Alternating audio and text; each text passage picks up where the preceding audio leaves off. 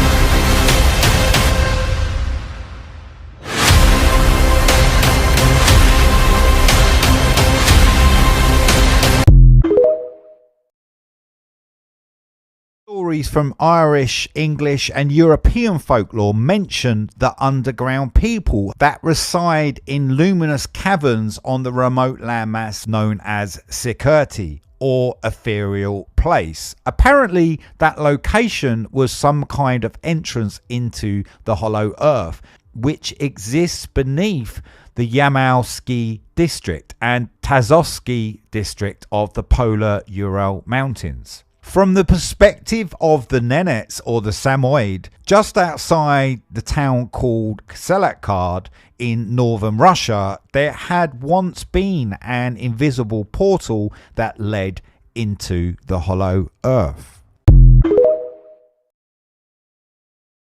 You and your team went into the inner Earth. What was the mission and how did you get there? Well, we used portal technology. And there'd be anywhere from 10 to 15 people in the group. Once you get into the inner Earth, how do you move around? Do you walk? Do you drive? What do you do? Yeah, we basically hike the whole way. I mean, it's all on foot. All on foot. I mean, some of these places are so vast. They're many, many, many miles. I know one of the longest ones I remember was about 6 miles in diameter. That's pretty hefty. Yeah, and so yeah, everything's on foot. We do have assistance with special types of robots and other cybernetic type beings. Did everybody have a specific purpose? Yes, everyone had a specific purpose. Some people were teamed up too, as twos. All right. Everyone was always monitored. Everyone kind of always knew where everyone was. But you could actually walk a mile or two. in these, these areas, these jungles and these lakes and things like that. And in some lakes you'd have to be careful because they're very acidic, so you couldn't just go in there. You'd probably burn up. Eat you away. Right? Yeah, and melt right down. I mean, what's the worst thing you've seen there that may have happened to one of your crew members? Did anybody die? Only things I've seen are the videos from past adventurers that have went into these things. So they showed you videos. Oh yeah, we some of this. many. Yeah, before even going into a mission, you get to see all the prior missions. It's part of their training, so you know what to expect. You know what trees not to touch, what animals not to touch, when to run. What is then the most horrendous thing you've seen on video? What did you see? Probably was the lake was pretty bad. Somebody jumped in there? Yeah. You sound emotional here. Well, they just touched it with their foot. They didn't. And lost a foot? Yeah. Yeah, I mean, it was. It just like they were ate it away? Yeah, it was like acid. Yeah, didn't make it. So. Now, you saw this on video or you saw were there? Video. Through a polar opening into the interior of the Earth. There, they met who he called the Elder Race, friendly, intelligent, lanky, 12-foot giants. He said later they were able to grow tall in this unique electrical energy field that was always there inside the Earth, and that these giants were able to live up to 800 years. Jensen described the inner world as warm, where it rained once a day and was filled with highly charged electrical air. There's a density to the atmosphere, he said. The ancient Makushi Indian, they're said to be the guardians of an entrance to inner Earth, and they describe the journey and the beings in vivid detail. They say for 15 days you must traverse through caverns until balls of bright light and glowing discs appear inside the Earth. There, a civilization of coloring, eyes, often avian or bird-like heads. The children of Woolpit. Reapers in the area one day discovered 2 small children who had skin with a pale green hue and who spoke an unknown language. And though starving, ate only raw beans. The boy soon died, but after many years in declamation, the surviving girl finally explained that she and her brother had come from a subterranean land where the sun never shone, and where the light was more like twilight, saying they'd become lost when they followed their cattle into a cave, eventually emerging onto the bright landscape. Willis George Emerson tells the story of Olaf Jensen's incredible journey to Agartha and the 2 years he spent living there with his father. Jensen and his father were traveling in their small fishing boat in an attempt to find the land beyond the north wind when a windstorm in nature, where energy expands and returns to itself. We see it every day in an orange, a whirlpool, a tornado. It's in the atom, the galaxy. None of these is a dense system. In all legends, these civilizations tell of 2 beings, very tall giants or very advanced reptilian races. Strangely, flying airships have remained a consistent part of all Inner Earth stories, every one of them. In Africa, a similar tunnel was believed to connect the secret chambers at the base of the Pyramid of Giza with the subterranean world, by which the pharaohs established contact with the gods of the underworld. Ancient Egyptian deities like Ra, Thoth, Anubis had qualities unlike humans: unique height, will give you shivers. Today I learned that this American explorer and military official allegedly came into contact with a lost civilization in Antarctica while out on a mission named Operation High Jump. But this wasn't just any civilization. This was a civilization in Hollow Earth. Now, if you didn't know, for thousands of years, people from all across the world have been writing legends about Agartha, the underground city. Now, during Operation High Jump, which was the largest mission to Antarctica to date and lasted around 6 to 8 months, Richard Byrd wrote in his private journal journal about a mysterious land beyond the North Pole, which he called the center of the great unknown. It is rumored that when Admiral Byrd's task force got to Antarctica, one of the first things that they discovered was an entrance into a hollow Earth civilization that was populated by very advanced beings. Now, just like all of his previous expeditions, he would always document all of his experiences and discoveries in his private journal. And according to what he wrote in this journal, the government ordered Byrd to remain silent for what he witnessed during his Antarctic assignment. And here is some of what he wrote. "I've just attended a staff meeting at the Pentagon. I've stated fully my discovery and the message from the master. The president has been advised. I am now detained for several hours. I am interviewed intently by top security forces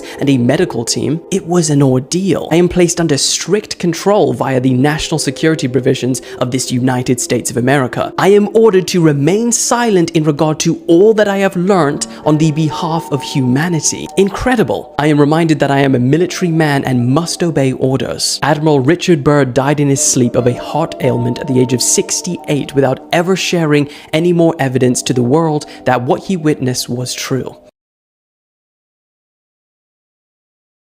According to the God myths, what happened was that, which goes all the way back to an event in history. The Battle of Troy was started because Zeus was a lover of women, and he was screwing around, and his screwing around started a war between Greece and the city of Troy, Athens and the city of Troy, which started a war among the gods. And over that problem, Zeus was sent to the underworld, and Apollo took over. Okay. Remember, gods are not supposed to be able to, according to us, they can't die. They're just sent to the underworld. We really don't know what that means. Okay. I guess that means they're not around anymore. So if you kill somebody, you didn't kill them, you just sent them to the underworld. Just remember that. But anyway, Apollo took over, and Apollo wanted separation between the gods and man. He withdrew all the gods to his summer home.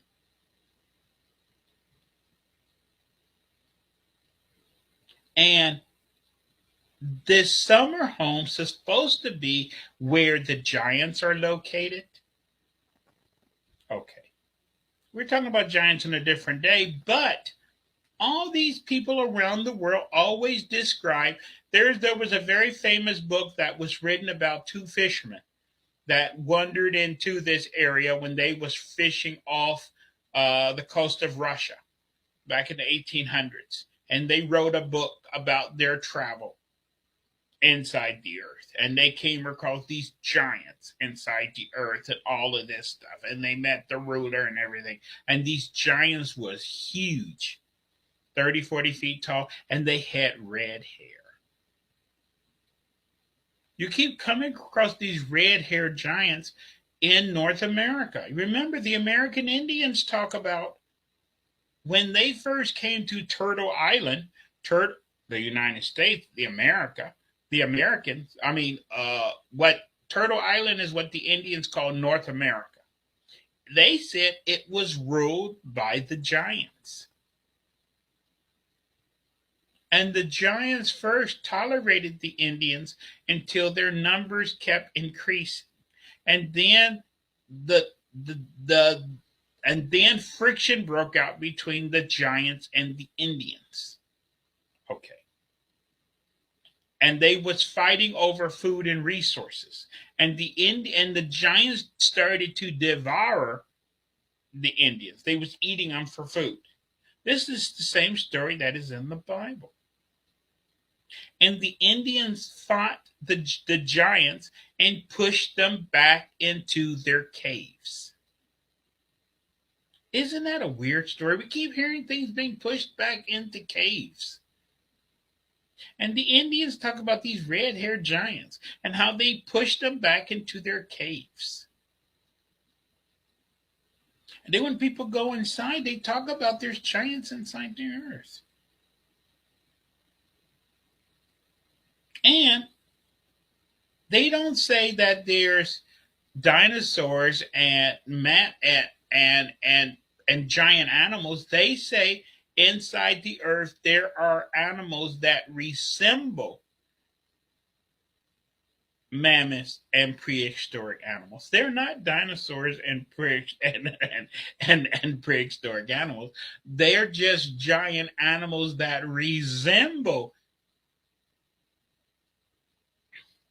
mammoths and prehistoric animals. You see how we like to do a war on words where we like to confuse you. Okay. Also, a lot of our alien friends. When we track our UFOs, do you know the North and South Pole have more UFO activity than anywhere else in the world? What are they doing over there? Having a conference?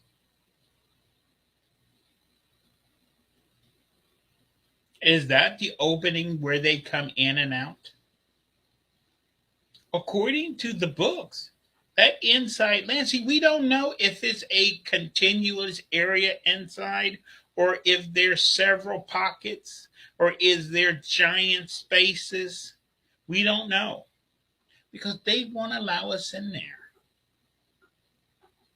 But from what the book says is that they're not inside the earth singing a giant kumbaya. They're not exactly getting, everything in there is separated. The giants live in certain areas. What they call the Nagash or the lizard people live in certain areas. The gods live in certain area. Everybody live in their section. Okay. And I guess that's how they keep the peace down there. You stay in your area, I stay in my area. Okay. You don't bother me, I don't bother you. Surprised we can't do that up here. Up here we like to invade people's area. Okay. And they've been content to leave us alone. And we, I guess, left them alone. But now, something changed. It changed. Everything goes back to 45, 46, 47. Because when we started playing with nuclear power, the people on the inside started getting kind of nervous. That is the only thing that they're kind of afraid of. Because now the crazies have a weapon that can affect them. See, as long as we was on the surface doing what we wanted to do, they could care less. We was just the crazies that lived on the surface and they lived on the inside. But now that we got, weapons that bother them, now they're starting to stick their heads up. Now they're talking about in the future we need to be together again. On the surface, they're still not going to let us downstairs. That is their area. But this is where the opening is located. Above Greenland, near Russia. Okay. And no planes are allowed to fly over that area. And that area is listed on very old maps that you're seeing on that picture there. It's called the point of inaccessibility. Okay. You don't see that mark on new maps, but if you look in old atlases from the 1960s, 1950s, and before, there's an X at that spot that says point of inaccessibility. Is the point that cannot be reached, what that means. And at the South Pole, there is a point of inaccessibility. which is marked on old maps, that cannot be reached. How can there be a spot on the earth that cannot be reached? And this is what old sailors in the 1800s couldn't figure out. They kept trying to reach the North Pole, and they could get up to the 85th, the 86th parallel, and once they started getting, they could sail for weeks, and they never could get to the 90th parallel.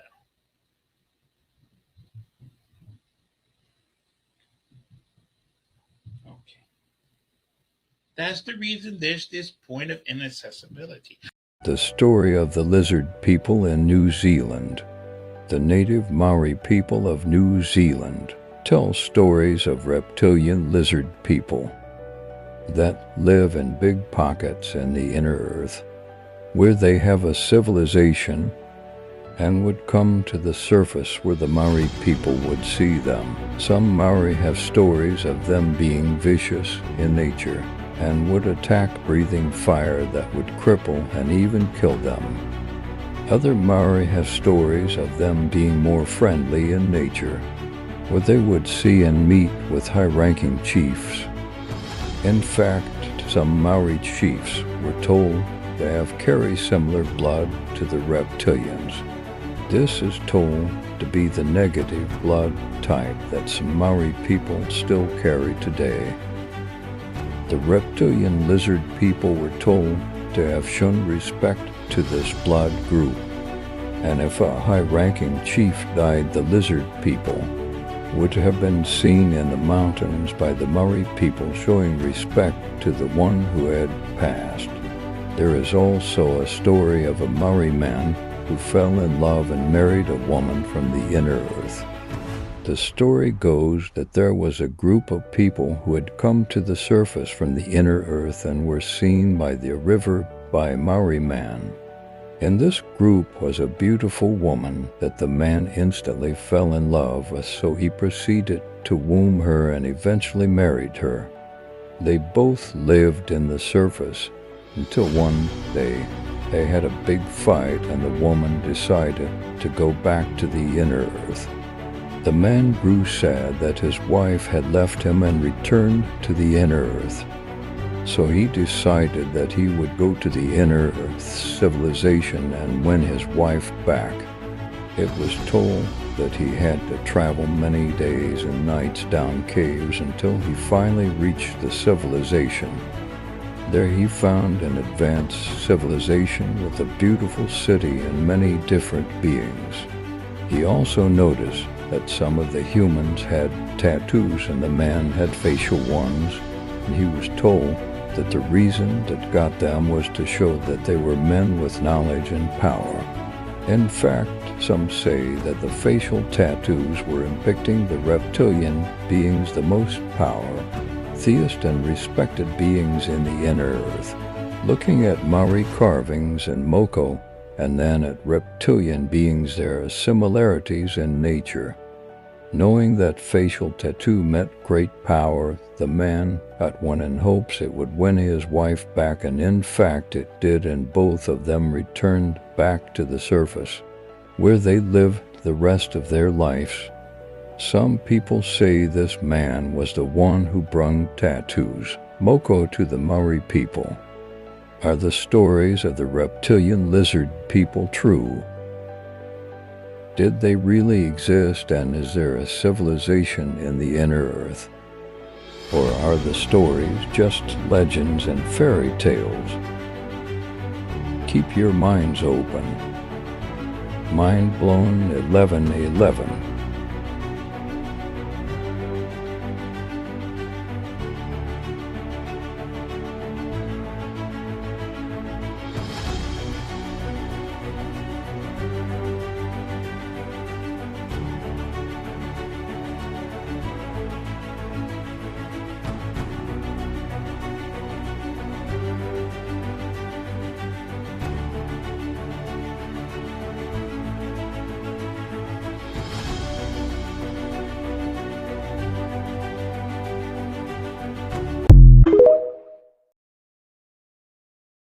'47, The idea of an occupied hollow Earth became a major news story when the famous explorer, Admiral Richard Byrne, set off on reconnaissance missions over the North Pole.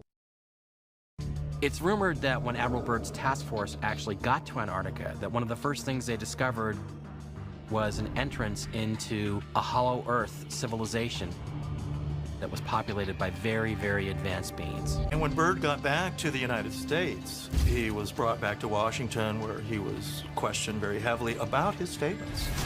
And allegedly he was told to stop talking about this.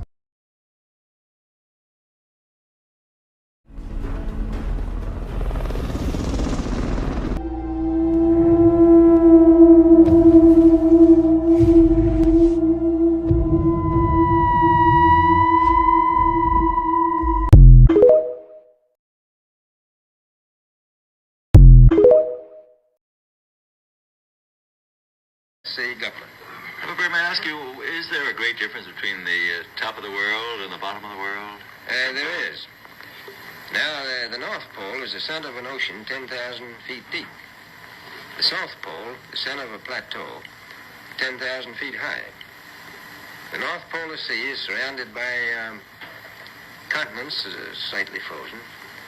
The Antarctic continent is surrounded by a belt of ice, frozen seas of at least 1,200 miles thick. Now, the south is a plateau. It gets, in some places, 14,000 feet up. I've been over areas about 13,000. And it's a little bit chilly up there. So there's that big difference between the top and bottom of the world. The North really isn't very cold up there on the Arctic Ocean. Not compared to the South. I don't know, Byrd, we often... We've found enough of coal within 180 miles of the South Pole in a great ridge of mountains. It's not covered with snow, enough to supply the whole world for quite a while. Well, that's the coal. Now, there's evidence of many other minerals. We are pretty sure there's oil. Now, that coal shows the bottom of the world. Now, by far the coldest spot in the world. Where that coal is gets 100 below zero in the winter. Well, it was once tropical. So we think there's oil there, and there's evidence, probably uranium there. Is it any secret? Is there uranium there? That would be the only thing that would be practical to actually go after, I suppose. Everything else would be economically unfeasible, wouldn't it? Well, as we recklessly expend our resources, the time will come when we'll have to go after that stuff down there. Well, you know, I avoided what you said about uranium. I'm not sure about that. I don't want to have the world fighting over the Antarctic. And Robert, is there a competition among other nations to try to get information about Antarctica and possibly to secure some of these resources? Well, yes. There are now 7 nations very much interested.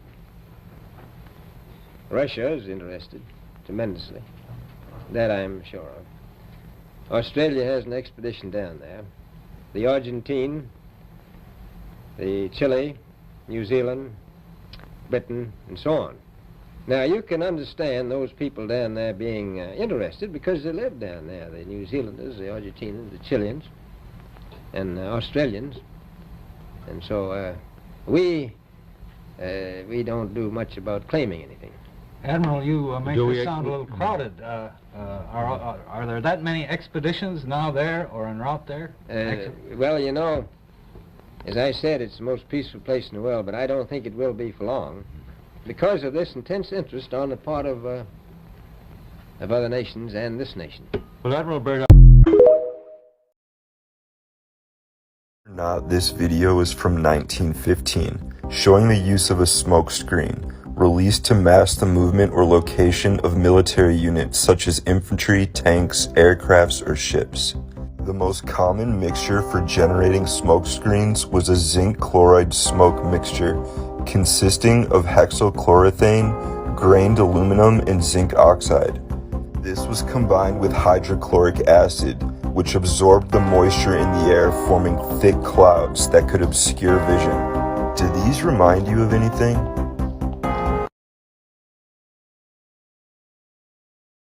Hollowed out mountains in Denver. no, we're going to talk about this. I went to Colorado Springs, Colorado about a couple months ago with some people. And the guide, we went on like a electric bike ride through the mountains, and the guide literally told us, yeah, that mountain right there, they hollowed it out and put like they hollowed it out and put stuff in it. This video is completely unrelated to Colorado.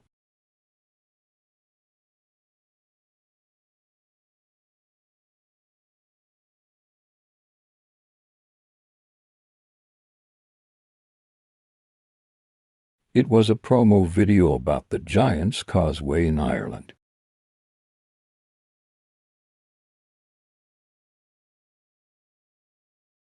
Well, hello from the Giant's Causeway on the north coast of Northern Ireland, where we have some incredible breaking news for you today. There have been unconfirmed reports that the giant Finn McCool has gone into winter hibernation. Now, earlier today, one second. Oh, well, this is exciting. Earlier today, we're being told tourists and National Trust rangers saw the legendary Finn disappear into a magical doorway within the rock face here at the Giant's Causeway. Right, I believe we have some footage that has been taken on a mobile phone. Let's have a look at it. Look.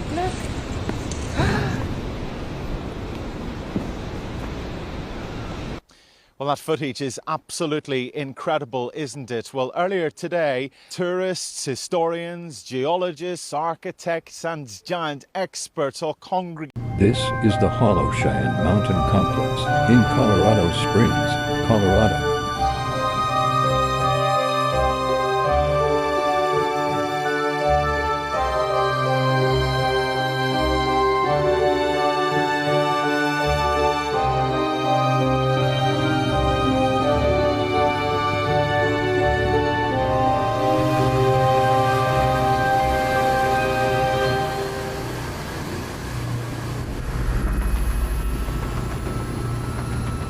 At the height of the Cold War, Cheyenne Mountain in Colorado Springs was chosen as a perfect location for a nuclear blast-proof command and control center to defend against long-range Soviet bombers. Up until 2006, it was the command center for NORAD, or North American Aerospace Defense Command, and the United States Northern Command, protecting America and Canada from threats in both the sky and space. Since relocating 15 miles away to Peterson Space Force Base, the Cheyenne Mountain Complex remains a backup command center, sharing its granite mountain interior with more than a dozen government and Department of Defense departments, some so secret they can't be named. Central to the command center is the North Warning System, an array of short and long-range radars in northern Canada, Alaska and elsewhere that recently helped track the Chinese spy balloon incidents. Work is underway to upgrade detection systems to reflect increasing multi-domain threats. So could there be a Stargate inside? Probably not, but a hollowed-out mountain is sure to keep anyone with an active imagination wondering. Stuart Rumble, Forces News. It's for educational purposes only. Man, little buddy passed out.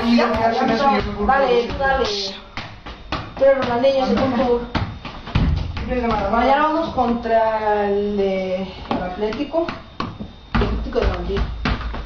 ¿Para qué la avientas? ¿Qué es eso? ¿Qué es eso? ¡Ve, vamos! ¿Lo viste? ¿Lo viste? Sí, ¿lo viste?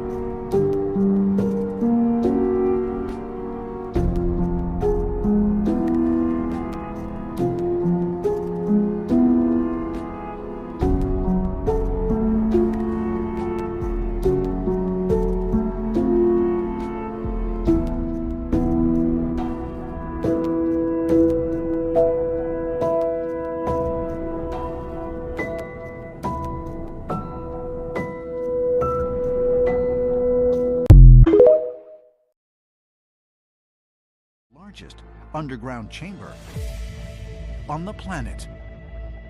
It's not just a cave. It's an actual world in Vietnam. Inside this cave, it's 40 stories high. There's actually an ancient forest. It's got flowing water, not just a puddle or a stream, but an actual river. Inside the cave is an entire growing ecosystem. And it's so deep that it looks like it's an entrance to a whole other reality. This incredible subterranean realm, called the Sông Dũng Cave, is estimated to be roughly 3 million years old. It runs through the earth for nearly 6 miles, and numerous areas where the cave ceiling has collapsed allow sunlight to enter, resulting in the growth of trees and other vegetation.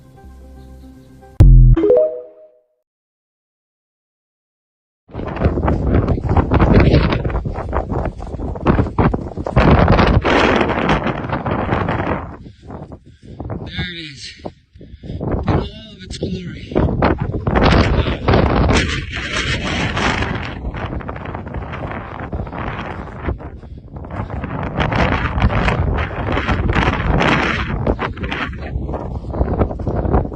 We go all the way inside the sun.